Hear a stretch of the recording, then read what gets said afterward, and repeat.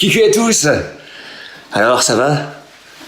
Ah oui, je précise, cette vidéo est publiée pendant le confinement, de l'épidémie de coronavirus, tout ça. Oui, donc si vous la regardez après l'épidémie, on espère que ça s'est bien terminé, hein.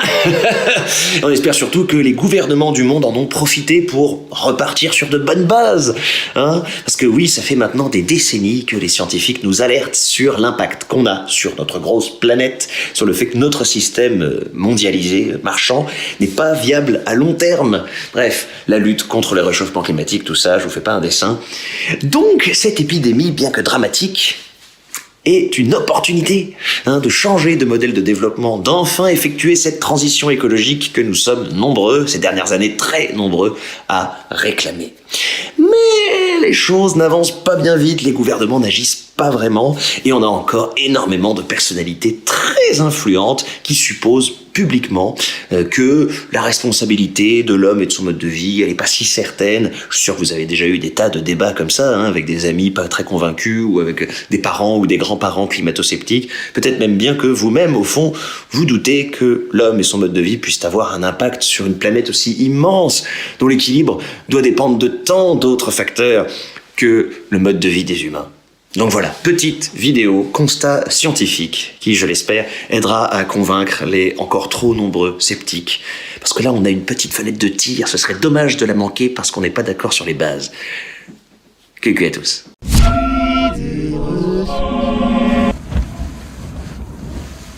Reprenons tout depuis le début.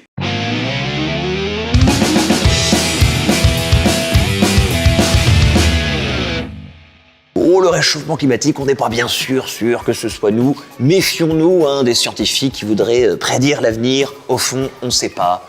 On n'est pas sûr que ce soit la faute de l'humain.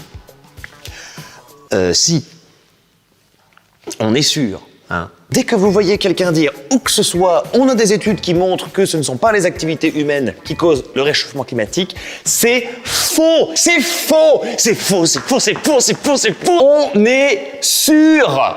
Désolé, vraiment, si ça vous fout le cafard, mais là, on n'a plus le temps de tergiverser sur ces questions, faut qu'on se bouge. Allez, c'est parti. Je vous donne les arguments, vous les retenez, et vous allez expliquer ça tout bien à tous les gens que vous connaissez. L'atmosphère terrestre est faite de CO2, d'autres gaz à effet de serre, d'oxygène et de nitrogène, d'azote. Il y a plus de 150 ans, les scientifiques ont prouvé que le CO2 retenait la chaleur du soleil et que la combustion de combustibles fossiles comme le pétrole ou le charbon émet du CO2. Ça, tout le monde est d'accord. Voilà. Pas de débat. Des mesures récentes montrent que 150 ans plus tard, le taux de carbone dans l'atmosphère est 44% plus important. Ça aussi, tout le monde est d'accord. Tout pareil. Ensuite, en compilant les données satellitaires de 1979 à 2016, les scientifiques ont remarqué que les températures augmentent plus en été qu'en hiver et que les écarts mensuels entre les maximales et les minimales grandissaient. C'est la marque des effets de serre. Selon les chercheurs, seules les activités humaines et les gaz à effet de serre qu'elles émettent peuvent être responsables de ce phénomène. Mais là, non. Non, tout le monde n'est pas d'accord. Il y en a qui pensent que c'est pas l'humain et que le CO2 augmente naturellement. Comme il varie depuis toujours, il varie encore aujourd'hui. Et pas de bol, on serait pile dans une période où il crève le plafond. En gros, ils disent c'est pas moi qui ai pété. Voilà, c'est la nature, c'est dehors. Donc oui, si ça se trouve, l'augmentation actuelle de CO2, qui au passage est de très loin la plus rapide sur toute la période qu'on peut analyser, donc depuis au moins 800 000 ans, si ça se trouve, c'est pas nous, c'est une variation naturelle qui correspond pile au moment où on s'est mis à cracher du CO2 à donf et à couper tous les arbres comme des gros sagouins. Et voilà, si vous voulez, c'est une coïncidence et le taux aurait augmenté de toute façon. Sauf que non! En fait, on sait que c'est nous. Car tous les atomes de carbone ne sont pas identiques et on sait en quelque sorte tracer ceux émis par l'homme, en moyenne moins d'isotopes 13 et 14. Et on sait que c'est ça, le CO2 en surplus. Donc en fait, ça aussi, on est sûr. Il y en a qui font semblant de pas comprendre, mais on est sûr. Après, il y a d'autres personnes qui ne nient pas du tout qu'on rejette du CO2, pour qui, oui, nous sommes responsables de cette hausse du CO2, pas de problème, mais qui disent, là, vos gaz d'échappement, là, vos petits calculs à la con... Pardon, mais c'est de la gnognotte à côté du rayonnement solaire, à côté de la puissance de ces vents cosmiques, des variations de son champ magnétique, enfin, des aspects bien plus grands qui nous dépassent tous. Alors, on connaît les variations de l'activité solaire.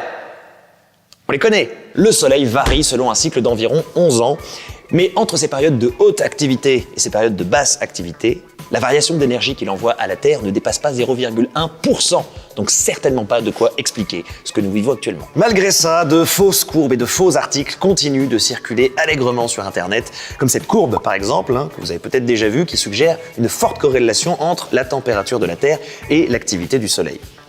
Plutôt convaincant, hein? Or, ce qui est présenté ici comme la température moyenne terrestre ne l'est pas, et ce qui est décrit comme l'irradiance totale du Soleil ne l'est pas non plus. Une fois corrigée, cette courbe montre au contraire que l'augmentation des températures terrestres actuelles n'a pas de lien avec l'activité solaire. En fait, selon les mesures, l'activité solaire diminue depuis environ 60 ans, alors que nos températures augmentent. Donc, non seulement l'astre du jour n'a jusqu'ici pas contribué au réchauffement en cours, mais il l'a peut-être même atténué un peu la hausse des températures. Donc, non, c'est pas ça!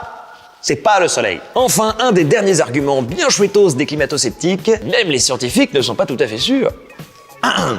Rapport du GIEC de 2013, il est extrêmement probable que l'influence de l'homme soit la cause principale du réchauffement climatique, et dans celui de 2017, on évalue à 95% la probabilité que l'homme soit responsable du changement climatique. Maintenant, le doute est nettement plus faible. Donc vous allez me dire, même les scientifiques, ils sont pas sûrs à 100%. Et justement, ce sont des scientifiques.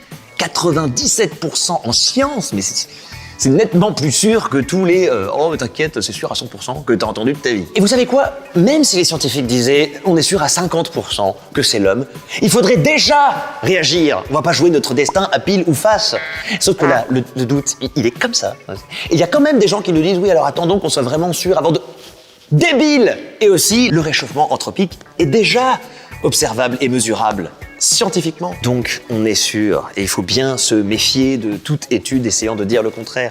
Et surtout, ça rassure les arguments contre cette réalité. Ça rassure quand Trump dit tout va bien, méfiez-vous des prophètes de malheur, le futur sera radieux, parce que ça nous déculpabilise. Comme ça nous fait du bien d'entendre ça, on a tendance à y croire plus facilement par biais de confirmation et à les faire tourner, ces articles. Mais soyez pas cons. Il faut réagir, les gars. Et vous savez quoi? Si, malgré tout ça, vous n'y croyez toujours pas, que c'est trop grand, trop lent, trop abstrait pour qu'on soit vraiment si sûr, regardez simplement l'autre grande catastrophe écologique, qui n'est pas directement liée au réchauffement climatique, mais tout aussi importante, voire plus, la fonte de la biodiversité. L'extinction du vivant. Là, à l'échelle d'une vie humaine, enfin même d'un quart de vie humaine, on peut déjà remarquer qu'on voit moins d'insectes, qu'il y a moins d'hirondelles, que les populations d'animaux sauvages disparaissent. Sur cette question de la biodiversité, la responsabilité de l'homme est si évidente que là, personne vient se risquer à faire une étude. Ah tiens, peut-être que c'est l'impact de la Lune qui tue plus d'insectes que nos pesticides. Non. Il faut arrêter d'urgence d'artificialiser les sols et de réduire, voire effacer les écosystèmes. On parle beaucoup de la crise climatique et finalement assez peu de la crise de la biodiversité. Pourtant, régler le problème du réchauffement climatique sans régler celui du vivant, ça gaze pas. Régler un ne réglera pas l'autre. Il n'y a qu'une chose à faire. Cesser de saccager notre monde juste pour vendre des trucs à des gens dont ils n'ont pas besoin et qui ne les rendent pas plus heureux. La protection massive et immédiate du vivant devrait être la seule et unique obsession de tous nos débats. Enfin, gardez à l'esprit que ces articles modérant notre responsabilité, ces marchands de doute, existent forcément pour défendre des intérêts économiques, c'est logique. Il y a beaucoup d'argent en jeu pour certains. D'ailleurs, on remarque que les plus gros relayeurs du climato-scepticisme sont très souvent des politiciens ou des industriels. Alors, je suis vraiment désolé de ne pas vous rassurer, vraiment désolé de ne pas vous faire une belle vidéo disant que c'est pas si grave. Mais on entend trop de conneries et il faut vraiment qu'on soit focus ensemble sur cette question. Renseignez-vous, il y a plein de solutions qui commencent à être mises en place. Des citoyens qui s'associent ensemble partout dans le monde, qui désobéissent, qui innovent. Ça va être historique, ça va être passionnant. Mais pour faire ça efficacement, commençons par être tous d'accord. Il n'y a pas de doute quant à la responsabilité de l'homme dans le dérèglement de notre planète.